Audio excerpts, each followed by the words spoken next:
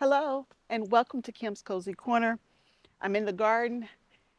It's been raining off and on all day. I'm only home for 2 days, and so we need to get some harvesting done in between this rain that's coming.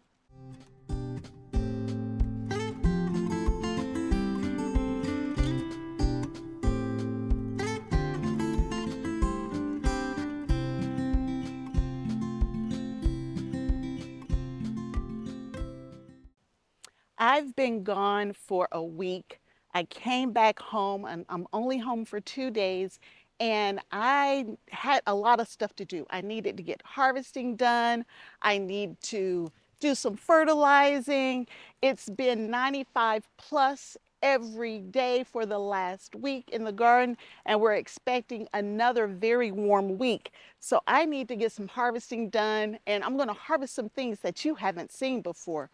But before I start harvesting, if the rain doesn't stop me for the second time because it's starting to rain again, I want to show you what some of the vegetables are doing because they are really starting to take off.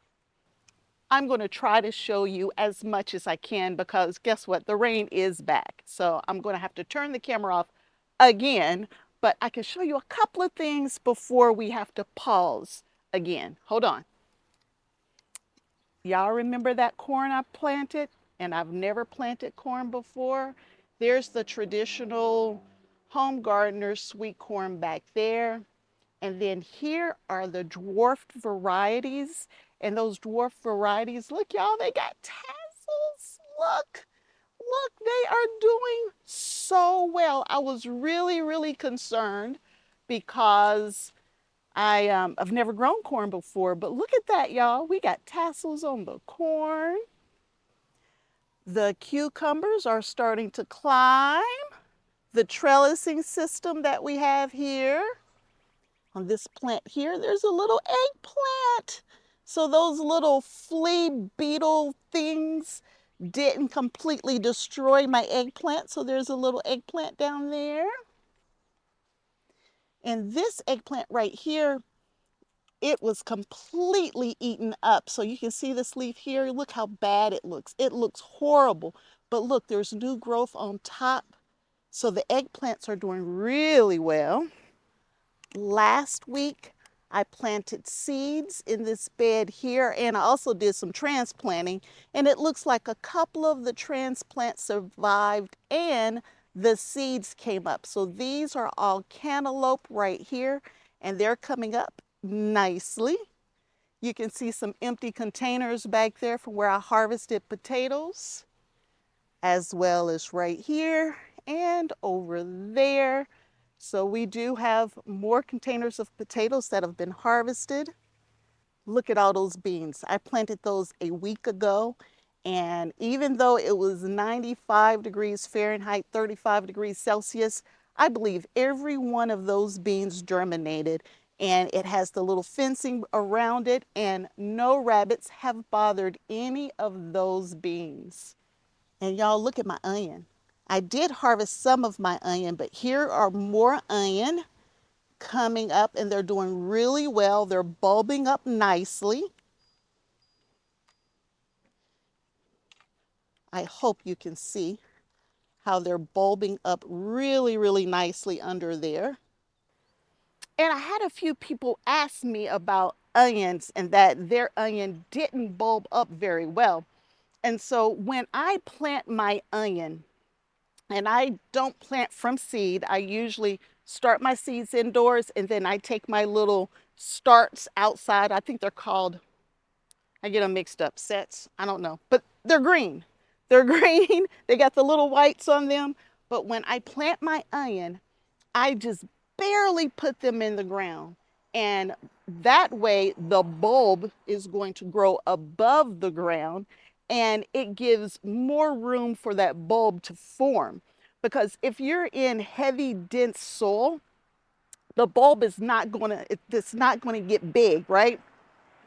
The soil will kind of limit the growth. So either you want to dig around it to make sure there's nothing restricting that growth, or you will grow your onions on top of the soil. So for many years, I could not get my onion to do squat. I had a lot of green leafy, stems, but I didn't have any bulbs. And then I started planting them more shallow where just the little roots are in the ground. Now, when you first plant them, they're going to be all flopped over like they're not going to stand up. But give them a minute. Water them in really good. Give them about a week, and then they will stand and the bulbs will form above the ground. So I'm going to show you my onion again, and I'm going to show you just how much of the bulb that's above the ground. So if you can see, my bulbs are above the ground. They are above the ground. This might be a good angle. So you can see everything is above the ground. Those two shouldn't be together like that, but there's another good one, and you see it's above the ground. Another thing that I do with my onions, that if the little green part on the onion gets too long, where it's all flopping over and too heavy, I will cut the tops off. Now, I don't always cut the tops off, but if they're getting too big where it's kind of weighing it down, I'll cut the tops off so I can make sure that that onion keeps producing and bulbing up as long as possible. So I hope that helps a few of you who had issues getting their onions to bulb up this year. Maybe that'll help you for next year, or if, depending on where you live, you may be able to grow more onion this fall. But that's something to keep in mind. Just plant them very shallow so that the bulb will be above ground, and then you don't have to worry about the restriction of the soil keeping that onion from bulbing up. So I hope that helps with your onion. Let me show you a couple other things that's going on in the garden.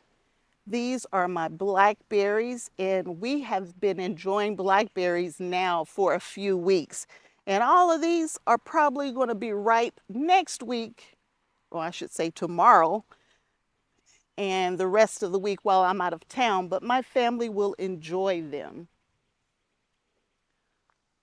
And because I knew they were going to get them, I enjoyed all the ripe ones today without them. In this space right here, last week, I interplanted some watermelon seeds in this bed here with these sweet peas that are growing in the back. And if you can see here, these sweet peas are really starting to die back. They're not looking so healthy. I really need to pick these today, which I will, by the way, but they're starting to die back. So I interplanted some watermelon, and they did come up. Let me show you. So back here, there's a lot going on, so I don't know if you can see it, but back here, there's some little bitty watermelon plants growing in between. So there's one there. There's some more right over here. If I can get this back so you can see it. There's some more right there, and more throughout that bed.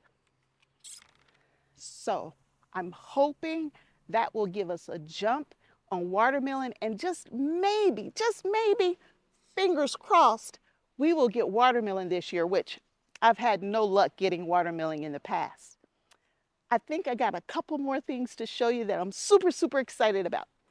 There are 2 more containers that I started of potatoes. So I have about 8 containers of potatoes that I've started. So we're going to keep that potato harvest coming. Oh, look, look, look. There's some other things that I planted right there. That's Korean radish. They came up nicely. I have so much I want to show you, and I don't want to miss anything. So another area I had issues with the rabbit eating my beans away. I put some fencing up, and y'all, the beans are starting to come back. Let me show you. So I added fencing around my pole beans in this area here, and y'all, look, they're green. There are leaves on them, and they're starting to climb. On this side as well, so on both sides of this trellis system here, I see green leaves. So y'all, we just may have pole beans this year. They're gonna be a little later, but we're gonna have some pole beans.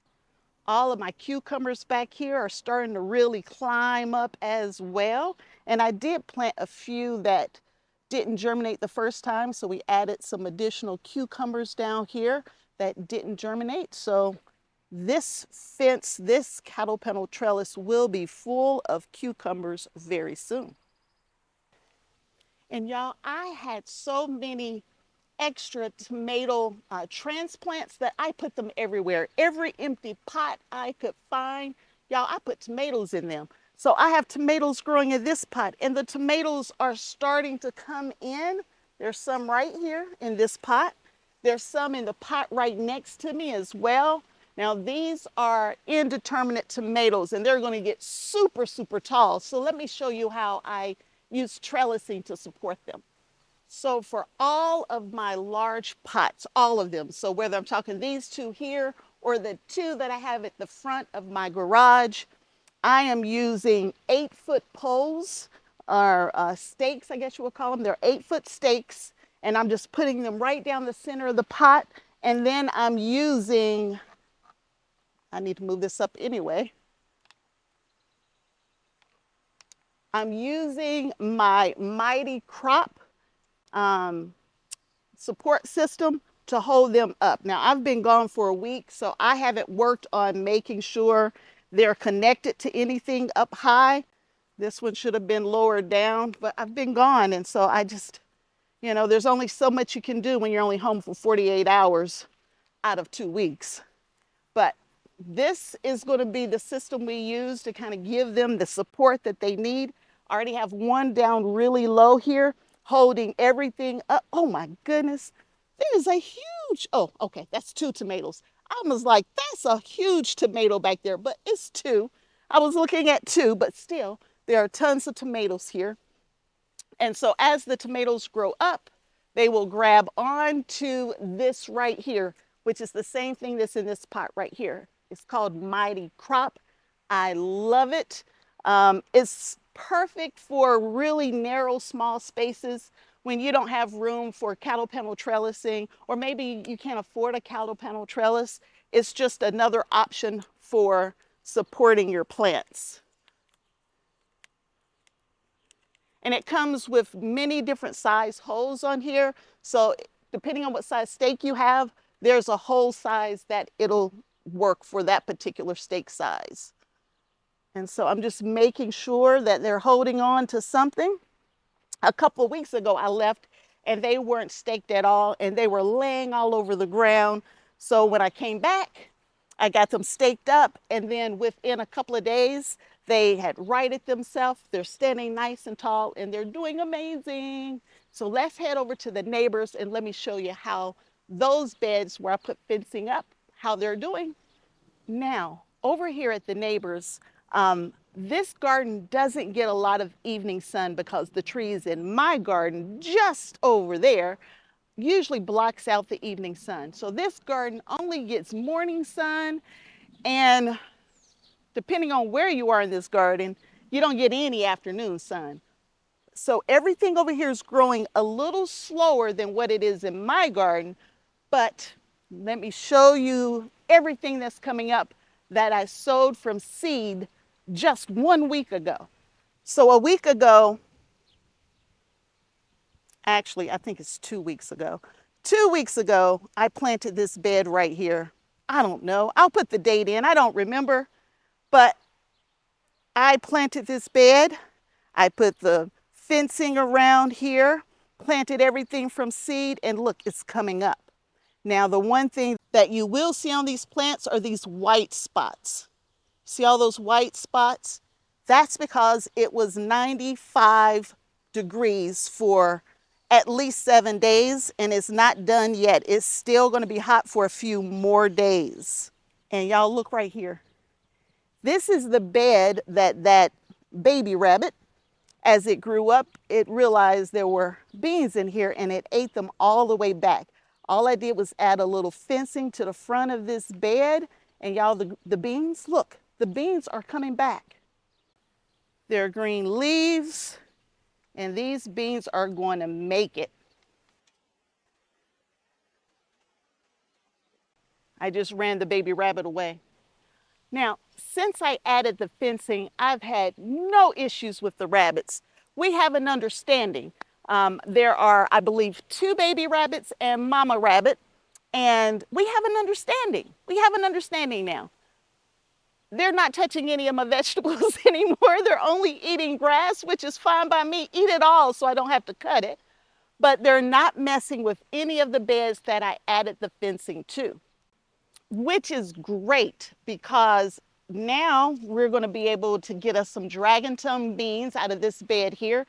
And this simple little fencing, I'll make sure I put a link. This is my favorite fencing right here because they come in panels. You can shape it however you want. But I did have an issue. So I do have potatoes growing behind these beans right here. So I had to add a stake to both sides, and I used some twine to hold these potato stems back to keep it from blocking the sun for the green beans that are really low in the front. Now, if the green beans hadn't been eaten back by the rabbits, they would have been tall enough and they would have been able to fend for themselves. But since they were eaten back, these have gotten so tall they were flopping forward, and that's one of the reasons why I really believe in adding support to your potatoes. It kind of keeps them up and out of the way from the other vegetables. But I just have 2 pieces of twine holding these potatoes back, and now the green beans are growing again. And these potatoes have flowers, so we know that there are potatoes below. And now, y'all, I gotta show you my squash. I'm so excited. I have to show you my squash. So just behind the potatoes, all of that back there, that is my winter squash. I'm growing 2 varieties. You see that one right there? That's my Australian butter squash. That's my absolutely favorite winter squash. And I have another variety over here that has little buds on it. Let me find one. Oh, there's several up there. So there's one, there's another right there. There's another up here. There's another one of my Australian butter squash right there. So there are only 4 plants back there, 4 winter squash, and I had to keep working, right, to make sure that it was growing up the trellis, but I got it going up the trellis and not into the bed here, except for this one right here, which seems to have fallen down. So I'm going to get it going back up again.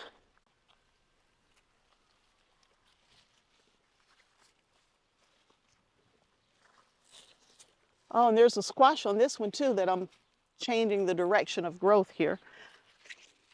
But I have all of them growing up and over, or either from the backside up and over, keeping it away from the potatoes in this bed here. But there's only 2 varieties.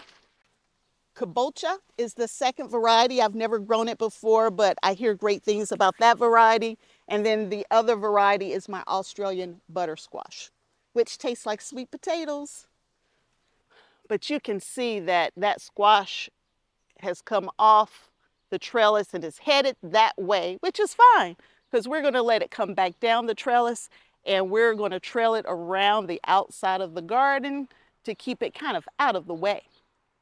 But that's just that bed. And then, y'all look at those cucumbers. They're starting to climb and get happy as well. Sometimes you have to help it know which way to go. But the cucumbers are doing well. They're doing well in this one as well. It looks like some Japanese beetles got that leaf right there, but they can have the leaves. Just leave my squash, leave my squash and cucumbers alone. Ooh, look, y'all. I have some green patty pans on this one right here. They're still a little small, so we'll let them get a little larger. There's some I had to replace that are starting to come up. So they're either white or yellow, I believe. All of the tomatoes in this garden are much smaller than the ones in my main garden, and that's because they just don't get as much sunlight. Here's another good example right there.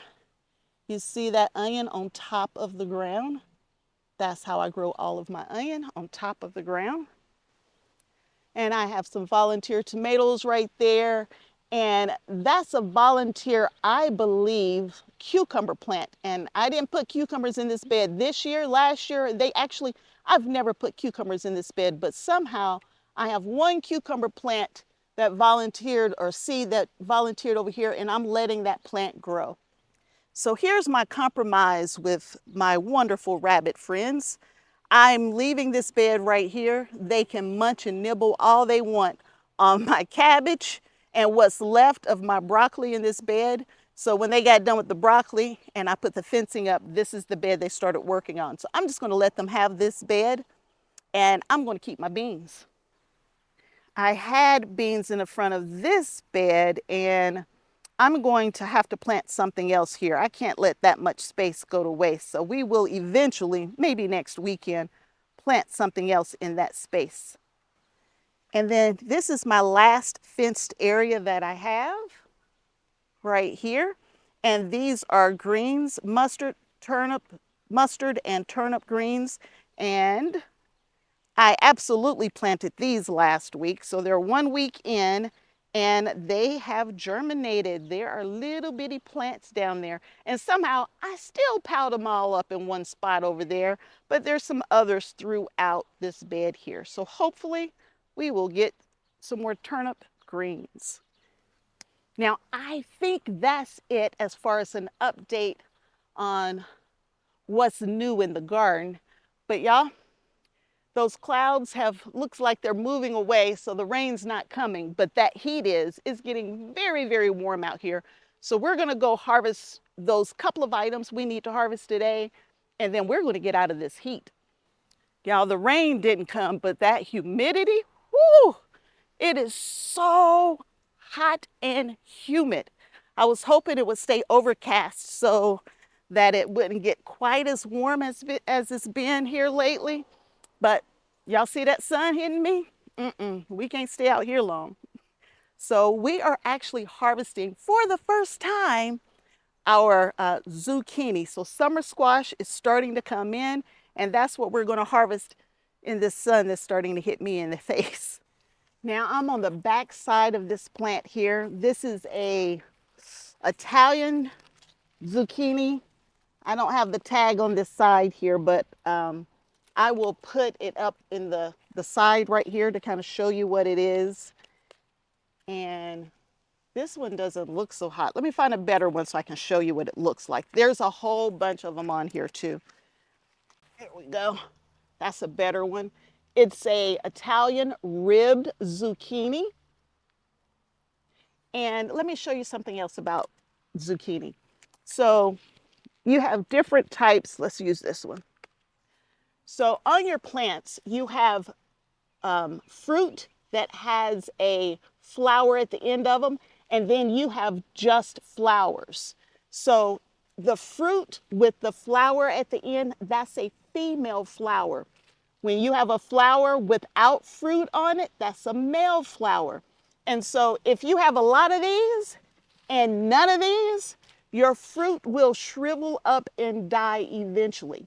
So the fruit comes on, it puts the flower on, and it wants to be pollinated.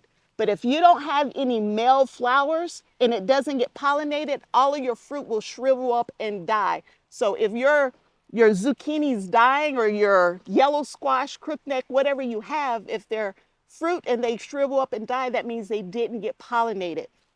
And if you don't have many of the male flowers, then maybe that's why that's happening. Maybe you don't have enough beneficial insects in your garden, because your insects will go from this flower and then it'll go to this flower, and that's how they get pollinated. So you could do that yourself. You could get a paintbrush or a Q-tip, or like break the flower off just like this, open the flower up and touch the inside of this flower to this flower, and then you are hand pollinating, and then you could get even more fruit. So there's a couple different ways. You can do it yourself, or you can try to increase the beneficial insects into your garden. And that's where I always talk about my flowers have to do some work. I only grow flowers with really nice blooms to bring in the beneficial insects, the bees, butterflies, and ladybugs, that kind of stuff, right? That's the kind of insects that you want in your garden because those are your pollinators. So this flower right here, it brings in the bees, and the bee will go from this flower to this flower to this flower, and now I got zucchini. So if you didn't know how that works, I'm hoping that helps, at least help you understand why your plants might be shriveling up and dying. I had a couple of people say that that's what's going on for them, and that's why. Same thing is true for your, oh, that's a cucumber beetle. Same thing will be true for your cucumbers. Same thing. You'll have cucumbers with flowers on the ends of them, as well as flowers without cucumbers. Oh man, I got a ton of cucumber beetles on this plant, which is not good since I'm trying and we're getting very close to getting cucumbers. But here's a really nice squash. And there's two more on here, and I'm going to leave those two. They're kind of small. Actually, there's more than two. There's 1, 2, 3, 4, 5, 6, 7. There are 7 still on here, but Mom can pick those later.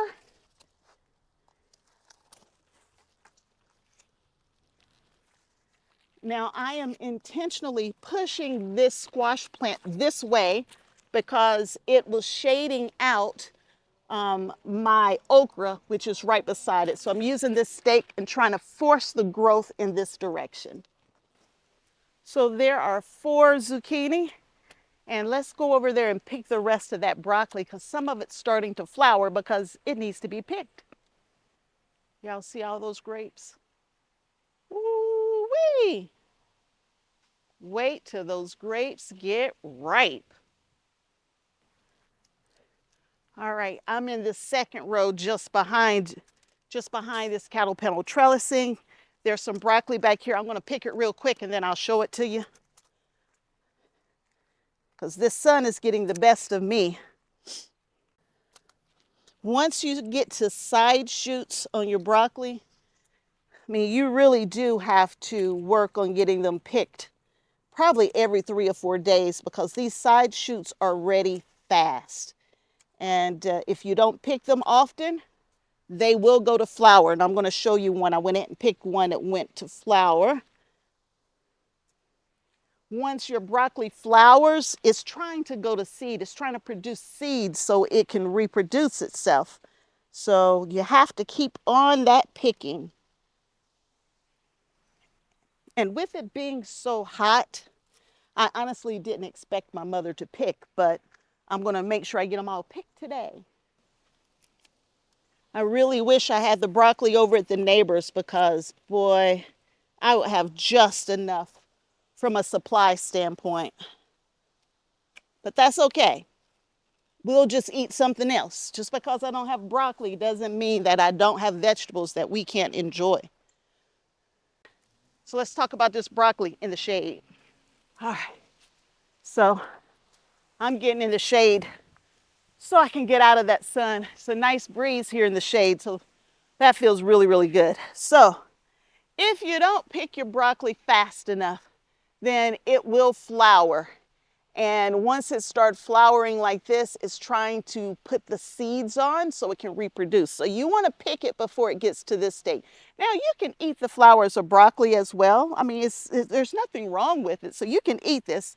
So we will cut this up along with the rest of the broccoli and we will enjoy all of it. So there was only a couple that flowered. All the rest of these are really nice heads. So let me get in close and I'll show you. So here's a really nice, and this is a side shoot. This is not a main head. So I have a basket full of side shoots here. And all of them are really good except for a couple of them that ended up with flowers on it like that. But that right there, that's a solid meal, easily a solid meal for my family. So we got broccoli, we got zucchini. And y'all, I could harvest some more onion, but it's hot. Oh, I know where I can get a couple of onion and it not be quite so hot. Y'all, I forgot about all of these peas. Let me harvest the peas, then we'll head over. And I am still weighing everything, so you'll get to see the full amount of vegetables for the year. Now, I hadn't planned on weighing the peas, but I will. I will go ahead and weigh the peas because no one's eating them except for one of my daughters, unless I'm making a stir fry or something, but I haven't. Well, I think I did weigh them. Yeah, I did weigh the peas before, so I will weigh them again. But this one's full. With it being so hot, it's been too hot for my daughter to even come outside and play to help herself to any peas. We've been keeping the girls inside because it's just so unhealthy right now, just how hot it is out here. Ooh, it's hot. And y'all, you know what makes it worse than anything? This morning, we woke up to no power. Somehow in the middle of the night, our power went out while we were asleep. So we woke up this morning, we didn't have any power. It got to be late in the morning, still no power, super hot outside. So of course, you know what I did? I picked my family up and we went to a restaurant and had breakfast just to get out of the house because we had no idea when the power was going to come back on. Yeah, this is not the time of year for the power to be going out. Now, I do have a generator if we were going to be out for a long period of time, but I wasn't ready to drag a generator out if it was only going to be out a couple of hours. I wonder how the carrots are doing. Should I try a carrot? I know they can't be ready. It's way too early, isn't it? I am. I'm going to pull one carrot. Let's see how we're doing. These were the first carrots that I put in a bed. Yeah, they're not ready yet, but they're getting close. It's nice and pretty. It's straight. So one carrot, that's all. Now let's go grab a couple of onion. So I do have onion that are ready in my bed over there. The stems have fallen over, but I'm not ready to harvest all of those onion, but I have just a couple in here that I've already started growing strawberries in the same pocket as some onion. So let's get the onion out of there, or out of here, I should say. So there's a red onion right there. And it's only a couple in here. You just find the rest of them. And they've been done for a minute. There's another. I think there's only 3. And these were more of an experiment just to show that you can grow onion in your green stalks as well. I think that's it. There are 3 red onion. Now, I'm not going to leave these outside to dry. I'm going to go ahead and take these indoors so my mom can enjoy them in a salad while I'm gone this upcoming week. Okay, y'all, that's it. It's too hot. It's way too hot. So my camera got too hot out there, so I had to turn the camera off, let it cool down. But while the camera was cooling down, I went ahead and picked some herbs. So I have basil right here. And then I have some sage, and this sage looks amazing. This is sage. And I picked some thyme. So I picked 3 different herbs while I was out there. And what else did I pick? I went ahead and picked the rest of the zucchini, the Italian ribbed zucchini, because it's going to be so hot. I know my family's not going to come out here and pick it. And I don't want this gigantic size zucchini that nobody can eat because it's so woody. So I went ahead and picked it. So I think I ended up with 6 zucchini. So this is today's harvest. I am on the screen right here just beside me are going to be all the weights. So the weight of the broccoli and the peas and the zucchini and the onion and the 1 carrot and what else is in here, as well as, I don't know if I should do weights on the herbs or not, but I'll put it here anyway, the weights of the herbs. I haven't been getting the weights of the herbs, so I know I'm going to miss some of that from my year's supply. but these can be drying while I'm gone on my business trip. So small harvest. It could have been bigger, but I just harvested yesterday as well, but I couldn't get it all in one day with the heat that I'm experiencing. So again, I hope you enjoyed this video. Give me a thumbs up and consider subscribing. I'm going to do this all year long. You're going to see everything I'm harvesting as well as the total amounts that I'm harvesting. And so you can see how much food you can get from the size space that I have. So until next time, and I hope there will be a next time that you hang out with me, Kim, at Kim's Cozy Corner. Bye.